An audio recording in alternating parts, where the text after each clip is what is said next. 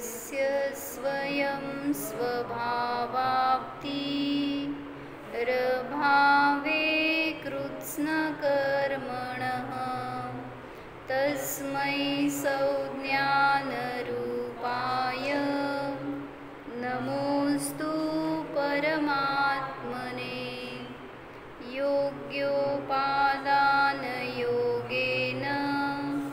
दृशदः स्वर्णतामतां द्रव्यादिस्वादिसम्पत्ता वात्मनोऽप्यात्मतामता। जय बोलो पूज्यपाद आचार्य भगवान की जय। म्हणलं का तुम्ही दुसरा श्लोक नीट म्हणलं शुद्ध सगळ्यांनी बघून म्हणलं का? म्हणा की बघून, मग तुम्ही नाही म्हणला तर ते चुकणार म्हणताना.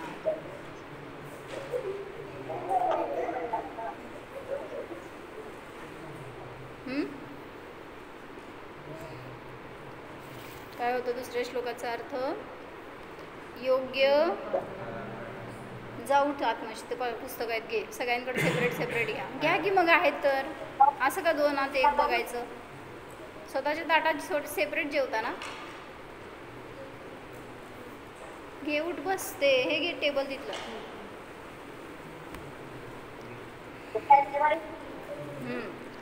काय सांगितलं? योग्य उपादान मिळालं असताना जोरात सांगी. योग्य उपादान मिळाले असताना सुवर्णापासून सुवर्णाची प्राप्ती होते असे मत आहे. तिथलं बघून सांगायचं आहे हो तुला. हां बरं, एकदम स्पेसिफिक वर्ड्स. हां बरं. त्याप्रमाणे सद्रव्य स्वक्षेत्र स्वतः स्वभाव यांचं प्राप्ती झाली असताना आत्मा आत्म्यापासून परमात्मा परमात्मापणा प्राप्त होतो किंवा आत्म्याचा परमात्मा बनतो. जसं त्या सोन्यापासून पाषाणापासून सुवर्णाची प्राप्ती होते, तसं इथं सांगायचं त्यांना की आत्म्यापासून परमात्मा दशा प्राप्त होते. समजलं का? पारस तुझ्यासाठी सांगितलं, तू नव्हता म्हणून. तर आता ह्याच्या पुढं सांगतायत. म्हणजे काल आपण बघितलं होतं काय, उपादान कारण कुठं असतं? जिथं कार्य घडलंय तिथं असतं. जसं सांग, हिरवा आंबा पिवळा झाला, उपादान काय?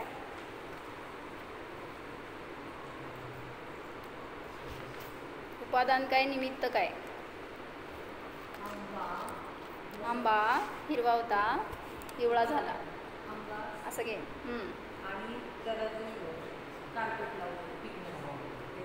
नीट सांग, नीट सांग. हिरवा आंबा पिवळा झाला, उपादान काय त्याच्यामध्ये? गुण बघायचं असतं बेटा. आता सम्यक दर्शन म्हणताना आपण श्रद्धा गुण बघितलं का नाही, मग ते उपादान कारण. तसं इथं तोंडात नाही घालायचं. तसं कुठला गुण आहे, कुठला गुण आहे? स्पर्श गुणाचं हिरवं पर्याय असते का? कुठला गुण आहे मग? हिरवी पर्याय कुठल्या गुणाची? रंग गुणाची. रंग आहे ना तो. स्पर्श आहे का? हिरवा स्पर्श असतो का तुमच्याकडं? मग म्हणजे रंग गुण हा उपादान. आता निमित्त काय? नाही, ते आमचं नॅचरल पिकलेलं आहे. हिरवा आंबा पिवळा झाला, याच्यामध्ये निमित्त काय हो? बाहेरची उष्णता म्हणा, नाहीतर टाईम गेला मध्ये, तर ते आपल्या आपल्या योग्यतेने पिकलं हे उपादान. आणि बहिरंगामध्ये गरमी समजा काय त्याला कारण ठरली असेल तर ते निमित्त. तसं तुम्ही एक उदाहरण सांगायचं आता मला, त्याच्यामध्ये उपादान आणि निमित्त घटवायचं आहे.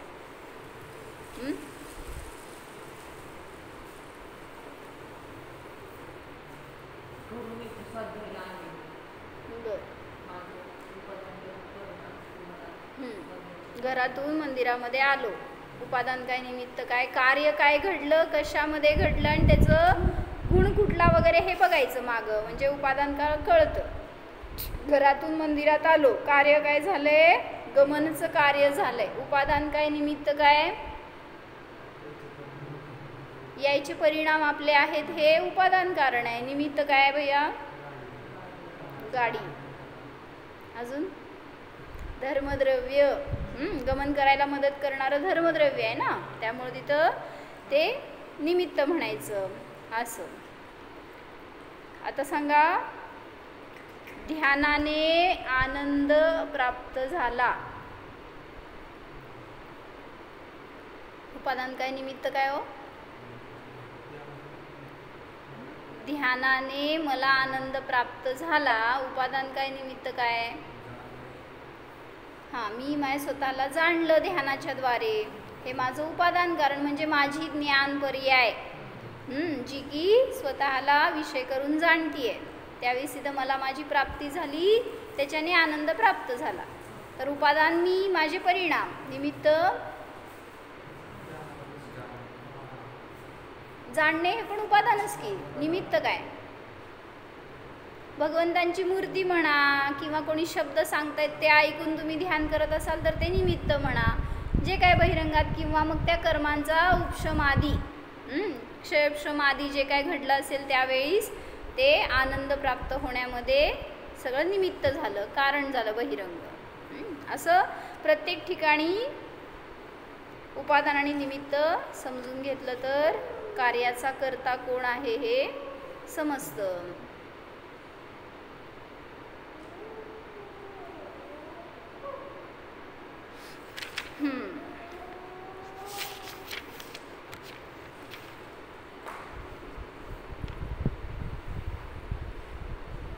काल बघितलं होतं आपण की कार्य होतं तर योग्यतेनुसार होतं. उपादान कशाला म्हणलं होतं आणि निमित्त कशाला म्हणलं होतं आपण? उपादान म्हणजे जे द्रव्य स्वयं कार्यरूप परिणमते त्याला उपादान म्हणतात. त्या समयाची योग्यता उपादान कारण आहे व ती पर्याय कार्य आहे. काय म्हणले? योग्यता कारण आहे आणि ती पर्याय हे कार्य आहे. लिहा काय सांगितले. म्हणजे ध्यान तुम्ही केलं ना तर त्या ध्यानाची पर्याय ही,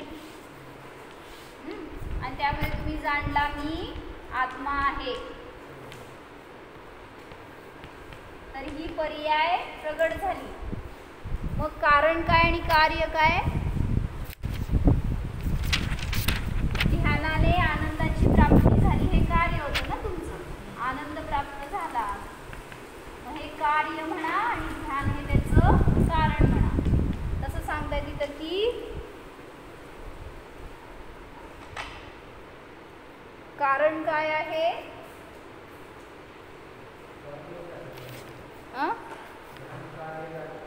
ध्यान म्हणजे तुम्ही उपयोग लावला, स्वतःला जाणताय हे कारण, आणि त्याच्या निमित्तात तुम्हाला आनंदाची प्राप्ती झाली हे कार्य.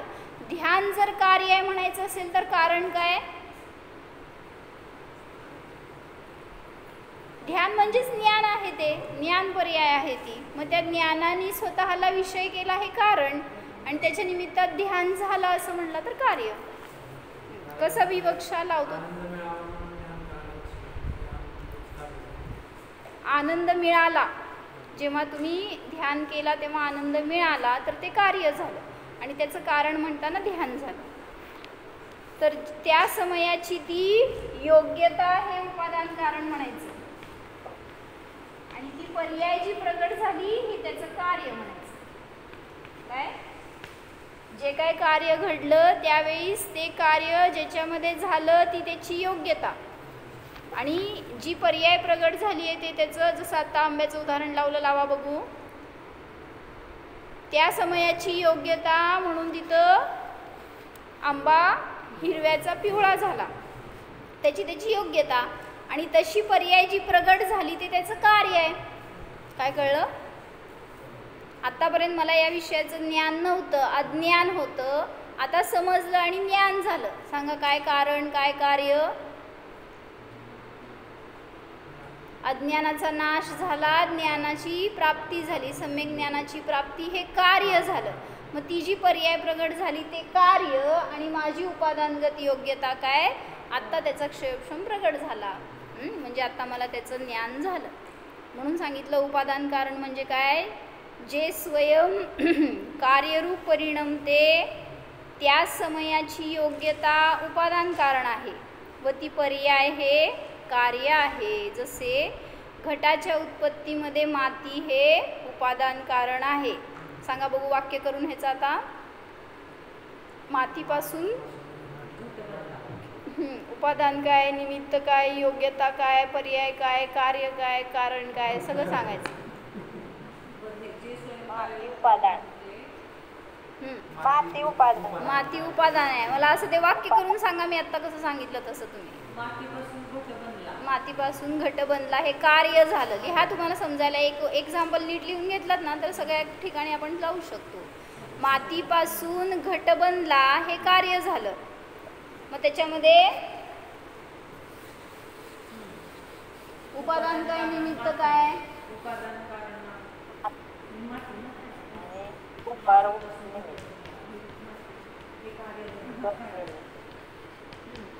माती उपादान, घट हे कार्य. मातीपासून घट बनला हे कार्य आहे, म्हणजे ही पर्याय आहे समजा. पण असेल चालतंय, कार्य म्हणलं तरी पण चालतंय, कारण पर्यायातच कार्य घडतं. मग कारण काय आहे? घट बनला हे कार्य आहे, कारण काय आहे? माती. माती हे कार्य. आता योग्यता कोणाची, कशी योग्यता लावली? मातीची घट बनण्याची योग्यता. आणि ती जी घटरूप पर्याय प्रगट झाली ते त्याचं कार्य. त्या समयाची मातीची तशी योग्यता हे उपादान कारण, आणि घट बनला ही पर्याय जी प्रगट झाली ते त्याचं कार्य. काय लिहायचं आहे? ज्याच्यात कार्य घडलं त्याची ती योग्यता म्हणायचं. त्या समयाची योग्यता म्हणून तिथं ते कार्य दिसून आलं. घट बनला हे कार्य झालं, मातीची त्या समयाची योग्यता.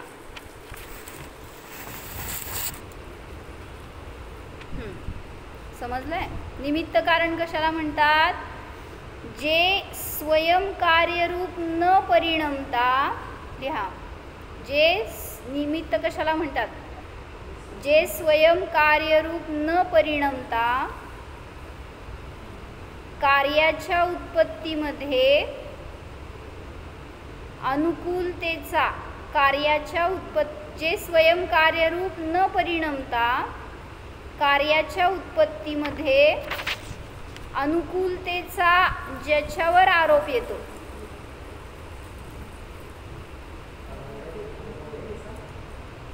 ज्याच्यावर अनुकूलतेचा आरोप येतो त्याला निमित्त म्हणतात. जसं घट उत्पत्ती हे कार्य झालं तर निमित्त काय? ज्याच्यावर अनुकूलतेचा आरोप येतो त्याला निमित्त म्हणतात. वाक्य अर्धवट झालं. हे कार्य, ते सगळं निमित्त. तर त्यावेळेस जे काय दंड, चक्र, पाणी, कुंभार हे सगळं त्याचं निमित्त आहे. वाचा काय लिहिलंय, वाक्य वाचा. कार्याच्या उत्पत्तीमध्ये ज्याच्यावर अनुकूलतेचा आरोप येतो त्याला निमित्त कारण म्हणतात. जसं घट उत्पत्तीमध्ये दंड, चक्र हे सगळं निमित्त आहे. लिहिलं निमित्त. कुंभार हे पण निमित्त आहे. उपादानाची योग्यता असेल तर नियमाने निमित्त हजर होतेच. निमित्ताची वाट पाहावी लागत नाही. का? कारण निमित्त आणि उपादान दोन्ही असहाय असतात. म्हणजे काय? निमित्त आणि उपादान दोन्ही असहाय असतात. म्हणजे काय? कोणाला कोणाच्या सहाय्याची अपेक्षा नाही आहे. दोघं स्वतंत्र आहेत, स्वाधीन आहेत.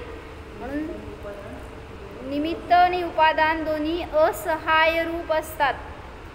म्हणजे निमित्तामुळं उपादान नाही आहे, उपादानामुळं निमित्त नाही आहे. दोघांचं परिणमन स्वतंत्र आहे. बस त्या दोघांचं एकमेकांमध्ये मदत झाली एकमेकांची जेव्हा कार्य घडलं. दोघांशिवाय कार्य होत नाही, पण करता निमित्त नसतं.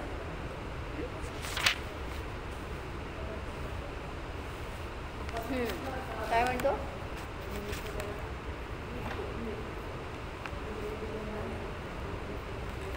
सीतेला अग्निकुंडामध्ये प्रवेश करायला सांगितलं आणि त्यावेळेस काय अग्नीचं पाणी झालं. सांगा याच्यामध्ये कार्य काय, उपादान काय, निमित्त काय? कळलं ना? काय इन्सिडन्स माहीत आहे ना? सीतेला तिच्या शीलाची परीक्षा देण्यासाठी अग्नीत प्रवेश करायला सांगितलं होतं आणि त्यावेळेस देवांनी येऊन त्यांची हेल्प केली तिची आणि त्या अग्नीचं पाणी झालं आणि ती निर्दोष सिद्ध झाली. सांगा काय काय? कोणामध्ये कार्य झालं हे सांगा. कुठलं कार्य झालं? कार्य काय झालं ते सांगा तुम्ही. याच्यात लई कार्य झाली आहेत मी आत्ता सांगितलं ते. एक कार्य घ्या कुठलं तरी आणि मला त्यात घटवून सांगा. अग्नीचं जल झालं. बरं. अग्नी. अग्नीचं जल झालं त्यावेळेस तिथं अग्नी हे उपादान कारण. हां बरं. निमित्त कोण आहे? तर त्या अग्निकुंडाचं जलकुंड होण्यामध्ये त्या देवांनी काय विक्रिया केली असेल किंवा त्या सीतेचं घालायचं ना त्याच्यामध्ये. हां म्हणजे सीतेला त्या अग्नीत जळण्यायोग्य काय पाप नव्हतं तिच्याजवळ म्हटल्यावर तिची निर्दोषता सिद्ध करण्यासाठी म्हणून देवांनी मदत केली. मध्ये ते निमित्त झाले. सीतेचं रक्षण झालं किंवा सीता निर्दोष सिद्ध झाली हे कार्य. लिहा की काय चालतंय की काय तरी तुम्ही परत घटवू शकाल असं. काय सांगा हो? सीता निर्दोष सिद्ध झाली. उपादान काय, निमित्त काय?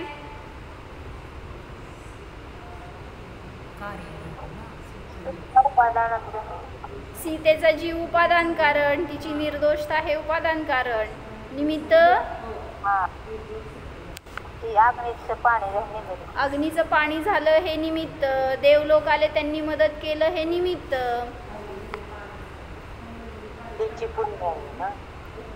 काय तिचं पुण्य. बरोबर आहे. पापाचा क्षय झाला आणि पुण्यामध्ये संक्रमण झालं हे एक निमित्त. तिच्या तशा कर्मांचा उदय हे निमित्त. सगळं निमित्ताचे पोटले मोठं असतंय. काय घालायचं ते सगळं निमित्तामध्ये घालायचं. फक्त उपादान काय एवढं समजायला पाहिजे.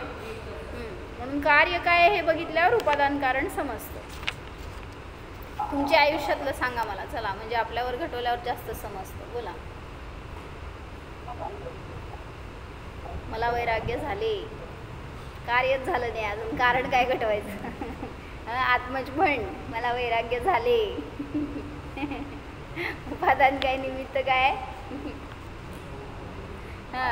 तू स्वतः उपादान कारण. निमित्त काय? म्हणजे स्वाध्याय, ध्यान हे निमित्त आहे किंवा भगवंतांचं दर्शन, सानिध्य हे सगळं निमित्त आहे. विशाल भैया एक कार्य सांगा. चला पटकन सगळ्यांना सांगायचं एक कार्य करून ठेवा तयार. बोला भाई काका. एक कार्य सांगा त्यात आपण कारण घटू. बोल पारस. सोलापूरला जाऊन आनंद झाला. बोला धनुश्री काकी.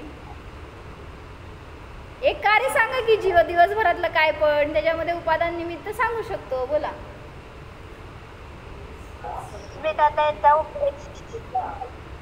आम्हाला समजला काय? मलाच घाला मध्ये तुम्ही. हे कार्य झालं ना तुमचं मला आवाज येईना. संध्या काकी जोरात बोला. सीता निर्दोषपणा हा झाला, हा कार्य झालं ना. बरोबर आहे की. निर्दोषता सिद्ध झाली हे कार्य झालं. त्याच्यामध्ये उपादान कारण सीतेचा जीव आणि मग निमित्तामध्ये सगळं घालू शकतो. काय? देवांनी मदत केली. तिच्या कर्मांचं संक्रमण झालं उदयाचं. जल हे सगळं निमित्त आहे. अग्नीचं जल झालं वगैरे. बरोबर. तुमच्या आयुष्यातलं एक उदाहरण सांगा म्हटलं मी. बोला. झालं की मी आता तेच घेतलेलं उदाहरण घेताय तुम्ही. दिवसभरात घ्या की तुम्ही. दिवसभरातलं दुसरं उदाहरण घ्या. चला विशाल भाई बोला पटकन. ट्रिपला जाऊन आलो. म्हणून आनंद झाला आहे आमच्याकडं कार्य नाही. ह्याच्यासाठी आमच्याकडं गुणच नाही आहे. चुकीचं कार्य झालेलं आहे. भगवंतांचा प्रक्षाल केला. बर, काय झालं कार्य?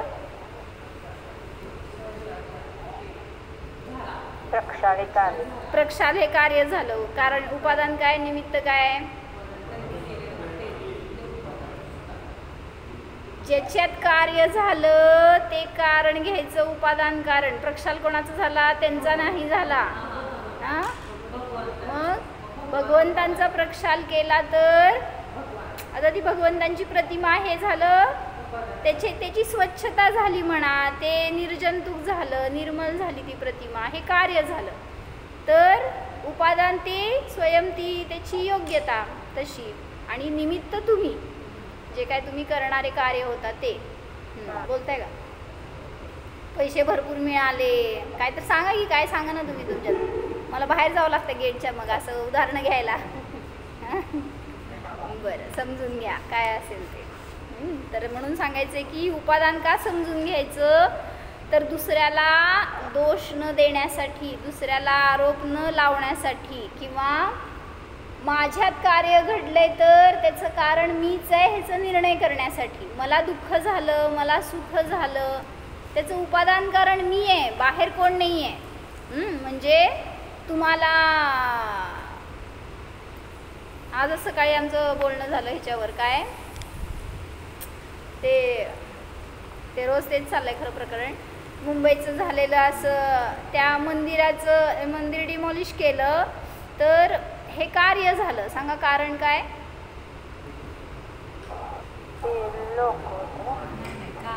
उपादान कारण सांगा आणि निमित्त कारण सांगा.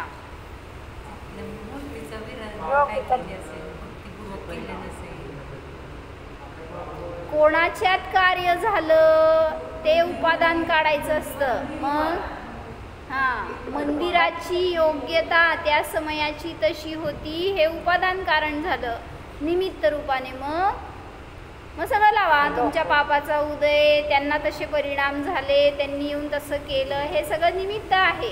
त्या मंदिराची तशी योग्यता होती. आता ह्याच्या पुढचं भविष्य सांगू का तुम्हाला?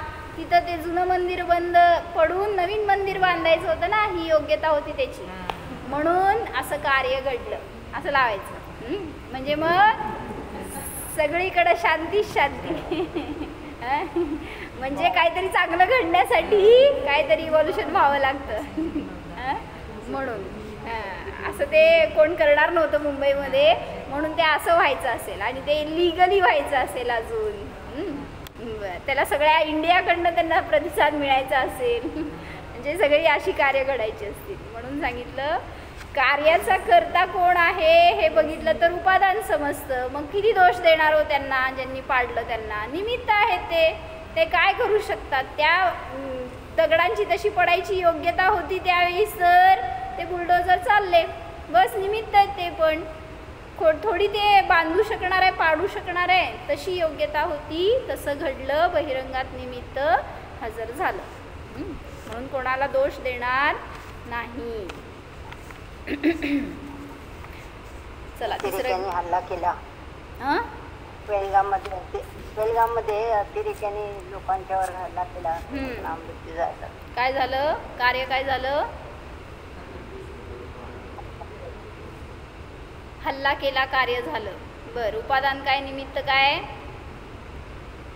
नीट सांगायचं, नीट सांगायचं, नीट सांगायचं.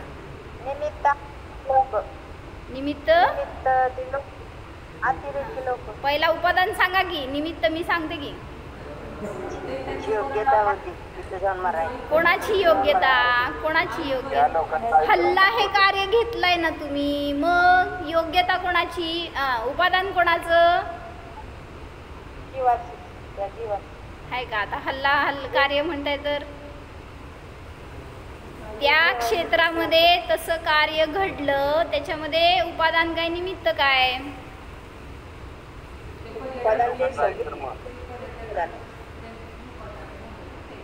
26 लोकांना मारण्यात आलं, हे उपादान झालं ना? नाही, पहिल्यांदा बरं बोला, मला ज्या आवाज. लोकांचं मरण झालं ते लोक हा, मरण तुम्ही ना एकात सगळी कार्य मिक्स करायला लागलाय. मरण झालं हे कार्य घ्यायचंय का, हल्ला झाला हे कार्य घ्यायचंय का, तिथलं ते काश्मीर घ्यायचंय, काय घ्यायचं काय नक्की तुम्हाला कार्य म्हणून? हा, कार्य त्या क्षेत्राची योग्यता. हा, त्या क्षेत्राची तशी योग्यता. बर, मारा पहिला. मरण झालं हे कार्य घ्या म्हणते. हा, ते ज्यांचं कोणाचं मरण झालं हे कार्य सांगा. उपादान काय, निमित्त काय आहे? उपादान. तुमचा आवाज मला लई लो यायला लागलाय. कोणाचाच आवाज येईना, जोरात बोला. त्या लोकांच्या आयुकर्माचा क्षय झाला होता. बरोबर. उपादान करायचं. उपादान कुठं घ्यायचं? बरं, ते घेतलं उपादान तरी चालतंय. आयुकर्माचा क्षय हे उपादान कारण, आणि निमित्त जे काय त्यांनी शूट केलं ते निमित्त, जे कोणी मारणारे होते ते निमित्त. आता मला सांगा, आयुकर्म निमित्त झालं तर उपादान काय? आयुकर्माचा क्षय हे पण परद्रव्य आहे. त्याचा क्षय झाला हे निमित्त झालंय. कार्य तुमच्यामध्ये, जीवामध्ये, मग उपादान जीवाची योग्यता त्या समयाची. मग माझी तशी योग्यता होती म्हणल्यावर मी मरणारच होतो. कोणी येऊ दे नाही येऊ दे, ते बघून सुद्धा मेले असतील अनेक जण न मारताच. असं जसं कोरोनामध्ये झालं. हां, ते कोरोना बिचारा व्हायरस निर्दोष, ते असं अजून दूर असेल, त्याला बघून विचार करूनच मेले अनेक जण. उपादान कोण? आणि निमित्त ते कोरोना आला नव्हता तरी पण मेले. निमित्त तर बिचारं ते व्हायरस पण नव्हतं अजून इन्फेक्ट झालेलं. भय हे कारण. बरोबर. चला, तर सगळ्यात हां काय, तर सगळ्यातून आपल्याला आपलं दोष, आपले परिणाम, आपली योग्यता पडताळायची, तर समजेल की उपादान काय आहे आणि निमित्त काय आहे. घरात सगळा स्वयंपाक मी केला. स्वयंपाक मी केला, कार्य काय झालं? स्वयंपाक झालं, कार्य झालं. सांगा उपादान काय, निमित्त काय?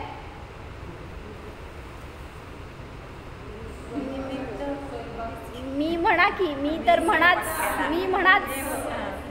उपादान पहिला सांगायचं असतं का निमित्त पहिला सांगायचं?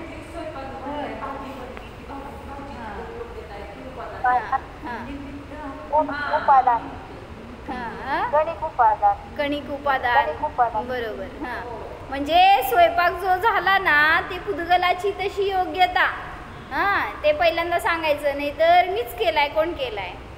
म्हणजे उपादान काय आहे? त्या पुद्गलाचं स्वयं त्याच्यामध्ये परिणमन तसं झालं, त्याची योग्यता.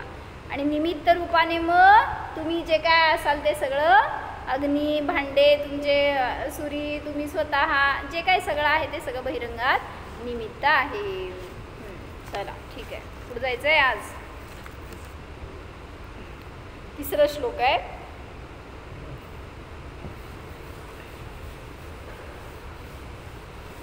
हां, हे कशासाठी श्लोक आहे हे त्यांनी छान घेतलंय. म्हणजे आता ह्याचं कोरिलेशन लावायचं आहे ना. पहिल्या श्लोकात काय सांगितलं होतं? पटापटा बोला विशाल भैया.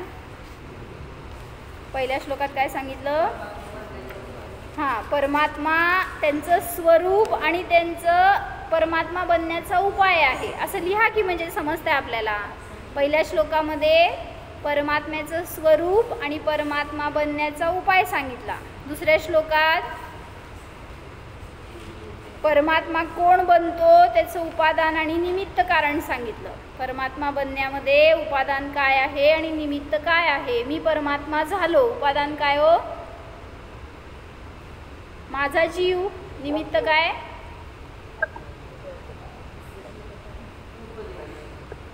नाही, मी परमात्मा झालो. परमात्म्याचं होण्यामध्ये उपदेश काय काम करणार?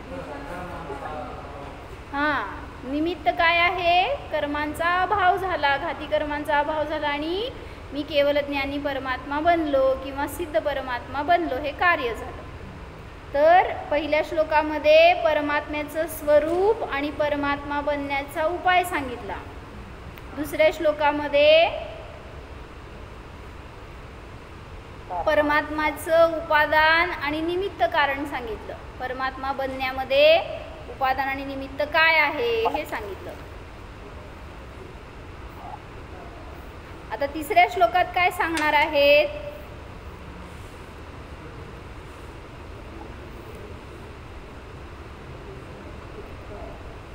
काय राहिलं? परमात्मा बनण्याचा उपाय हे पहिल्या श्लोकात सांगितलं आणि दुसऱ्यामध्ये त्या परमात्मा बनण्यामध्ये उपादान कोण आणि निमित्त कोण हे सांगितलं. आता तिसऱ्या श्लोकात काय सांगणार आहे ते सांगायले. भूमिका बघू फक्त आपण आता. म्हणजे इथं सांगितलं ना त्यांनी दुसऱ्या श्लोकामध्ये की योग्य द्रव्य क्षेत्र काल भाव मिळाला असताना आत्म्याचा परमात्मा होतो. मग शंका करायला म्हणायचं आहे सगळं योग्य द्रव्य क्षेत्र काल मिळालं तर मला आत्ता मिळालंय, माझा का नाही होत आहे परमात्मा? मिळालं नाही का तुम्हाला? तशा प्रकारचं द्रव्य मिळालं, क्षेत्र मिळालं, वज्रवृषभ सहन नसणारे लय जण होते. द्रव्य मिळालं, क्षेत्र चतुर्थ काळ मिळाला, क्षेत्र म्हणजे आता कर्मभूमी मिळाली, काळ म्हणजे चतुर्थ काळ मिळाला, पण परमात्मा का नाही झाले? सगळे वज्रवृषभ नाळाचं सहनधारी परमात्मा नाही झाले. का नाही झाले? त्याच्यासाठी आता कारण पुढं सांगतायत. उत्तम द्रव्य क्षेत्र काल भाव की सामग्री मिलने से ही यदि स्वरूप की उपलब्धि हो जाए तो अहिंसा आदि व्रतों का करना व्यर्थ हो जाएगा. म्हणजे एक स्टेप पुढं सांगतायत आता की फक्त द्रव्य क्षेत्र काल भाव हे परमात्मा बनण्यामध्ये कारण नाही आहे. काय कारण आहे हो खरं? पुरुषार्थ. तुमचा संयमाच्या प्रति पुढं झालेला पुरुषार्थ, सम्यक दर्शन प्राप्त करून तुम्ही संयम अंगीकार केला तर त्या द्रव्य क्षेत्र काळ भावाचा उपयोग आहे. म्हणजे काय करायचं आहे? घरात तुमच्या सगळं आहे, कणिक आहे, पाणी आहे, त्याची रोटली का नाही होतो? म्हणजे कार्य त्यात घडायला पाहिजे ना. सगळं सामग्री मिळून काय फायदा? ताटात सगळं वाढून ठेवलंय, पोट का नाही भरलं तुमचं? खाल्लंच नाही तुम्ही. मग असं आहे ना, सगळं मिळालं तरी सुद्धा त्याचा आपण फायदा नाही करून घेतला. काय इथं येऊन राहिलो, किती फायदा झाला सांगा?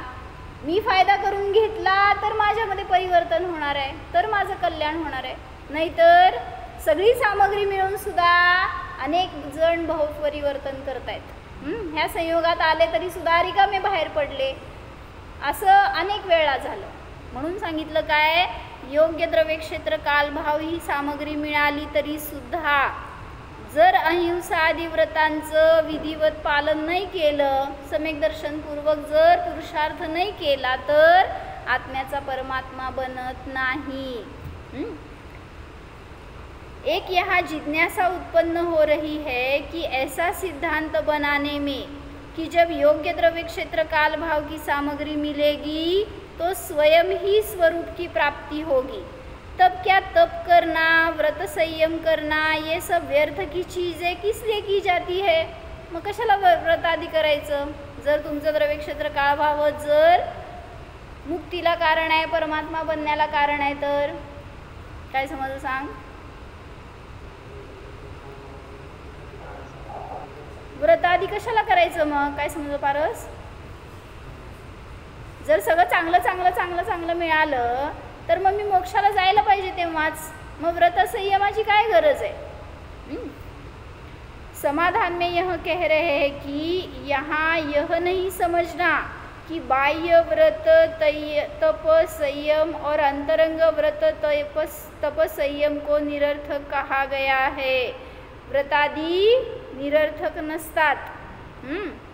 स्वरूप की प्राप्ति के उद्यम में व्रत आदि का पालना निरर्थक नहीं है. स्वरूपाच्या प्राप्तीमध्ये व्रत हे बाधक का साधक? ध्यान करण्यामध्ये शरीर साधक का बाधक? परमात्मा होण्यामध्ये शरीर साधक का बाधक? एवढ्या वेळा विचारायला म्हणल्या विचारता करा काहीतरी, लगेच फटकन उत्तर देत आहे. न साधक आहे न बाधक आहे. का? कारण तिथं परमात्मा जे जे झाले त्यांना किती बाधा झाली हो त्यांच्या शरीराची? काहीच नाही, पडून राहिलं इथं. ते भलेही चांगलं असेल किंवा वाईट असेल तरी सुद्धा शरीराची बाधा झाली नाही जेव्हा आत्म्याला जाणू लागले. त्यामुळं ते बाधक नाही किंवा तिथंपर्यंत जायचं आहे म्हणून त्या शरीराला घेऊन जायला पाहिजे अशी साधक पण नाही आहे. म्हणून शरीराचं तुमच्या परमात्मा बनण्यामध्ये काहीही रोल नाही. म्हणून तुम्ही शरीराच्या मागं लपू नका हे सांगायला लागलेत. काय आमचं शरीर आता थकलंय, कानाला ऐकू येत नाही, डोळ्याला दिसत नाही, सगळं केलं असतं आम्ही जेव्हा जवान असलो असतो तर. काय म्हणा विशाल भैया, तुम्हाला नाही म्हणाले हो. म्हणजे आपण म्हणतो काय, शरीर त्रास देते म्हणून मी आत्ता संयम करू शकत नाही. शरीराने धर्म करायचा आहे का परिणामांनी करायचं आहे? मग शरीर किती साधक आणि किती बाधक, म्हणजे आपण विचार करायला पाहिजे. शरीराच्या मागं लपायचं नाही. शरीर तुम्हाला कर पण म्हणणार नाही, नको पण म्हणणार नाही. कोण म्हणतंय मग? काय ऋषभ, कोण म्हणलं आज जायचं नाही किंवा आज जायचं शास्त्राला? कोण म्हणलं तुला आज यायचं असं? मी म्हणले. आणि यायचं नाही असं कोण म्हणलं? तुझं मन.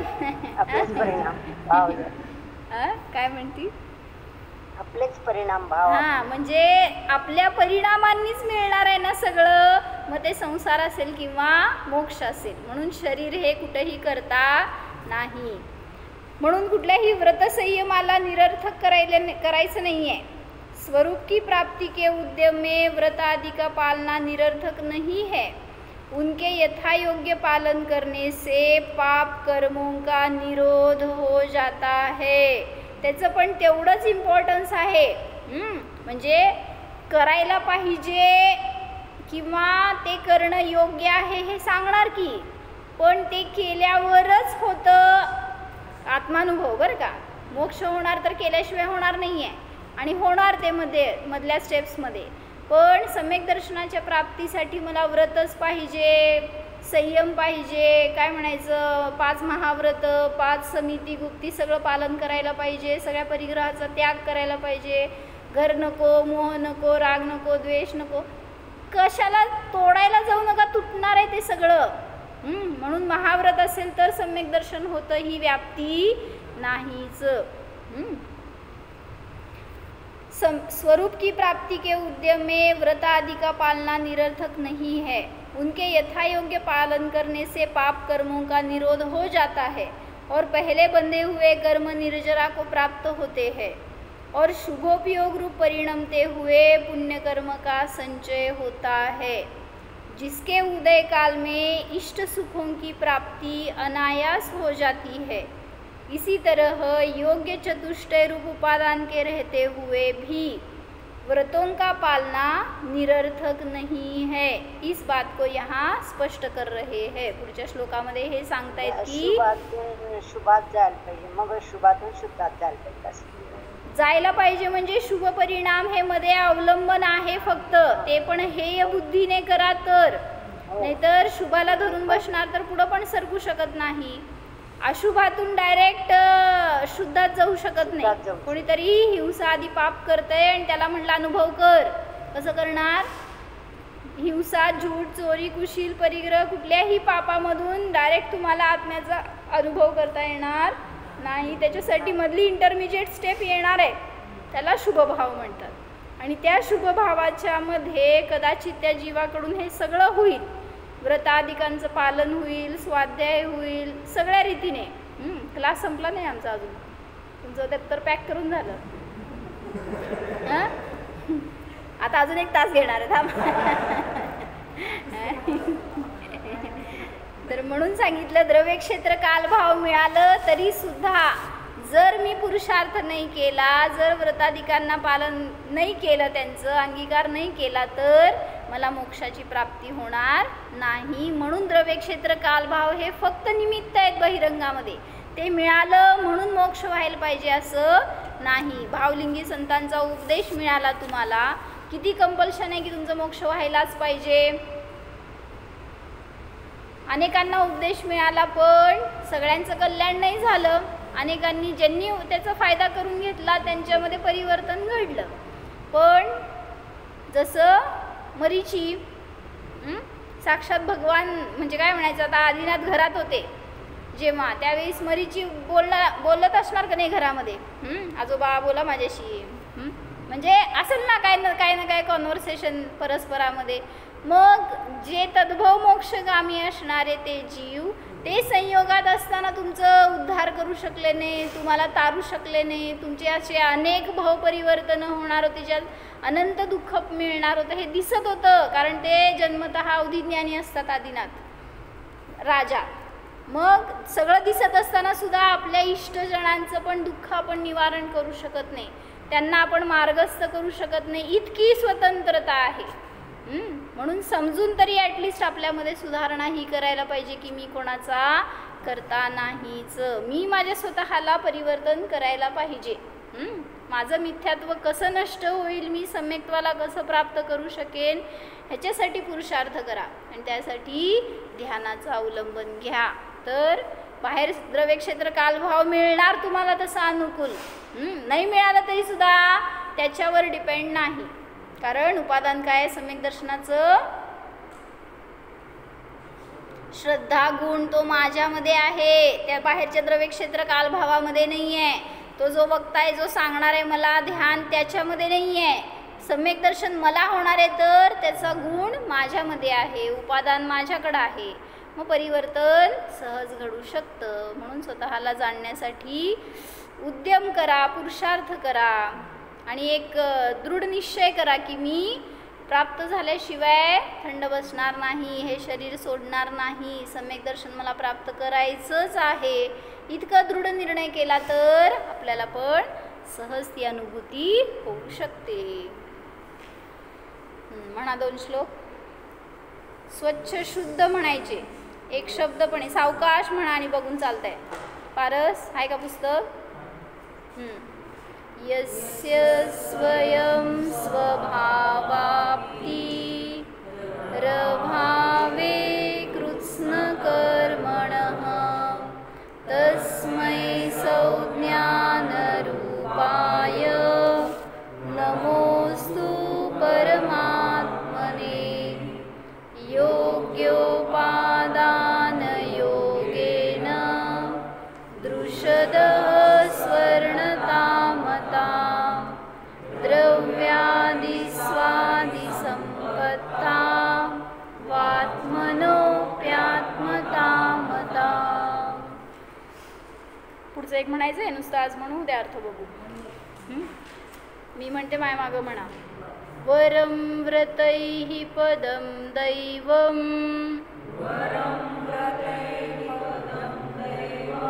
व्रतैः आहे ना, ते जरासं लघु घ्यायचं, व्रतैः असं नाही करायचं. व्रतैः जे मध्यभागी येतं ना विसर्ग, त्याचा अल्प उच्चार करायचा. जर शेवटी आला वाक्याच्या तर त्याला पूर्ण करायचा. वरं व्रतैः पदं दैवं नाव्रतैर्बत नारकम्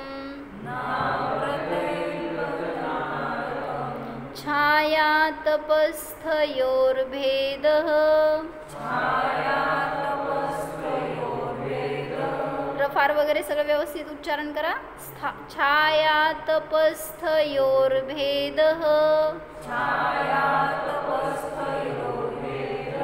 प्रतिपालयतोर्महान्.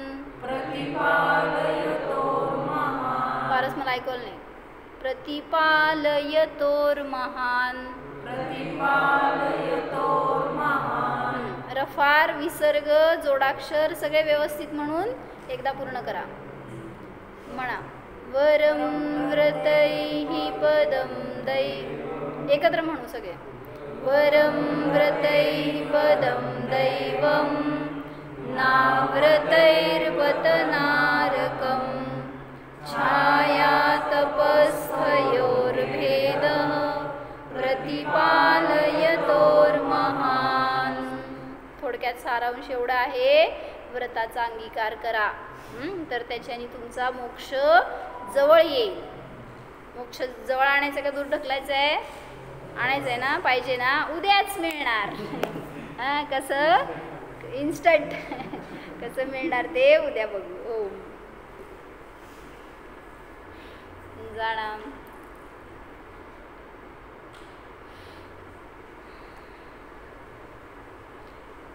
हा मी श्रद्धा ज्ञान चारित्र आदी अनंत गुणसंपन्न जीव आहे.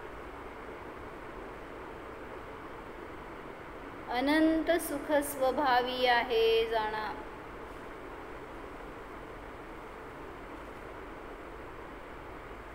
निर्दोष परमात्मा आहे जाणा.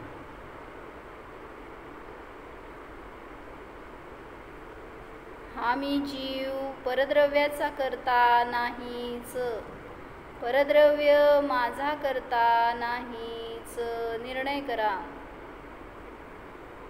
माझ्या सुखदुःखाचा करता मीच आहे.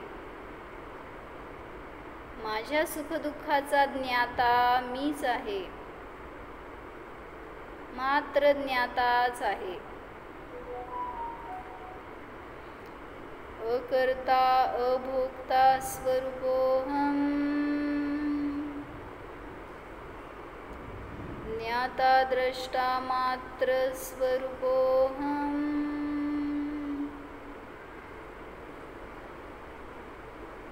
परमात्मा स्वरूपोऽहम्.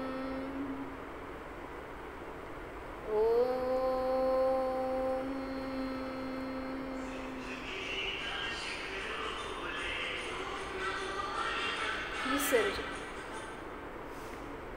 नमो हरिहंता.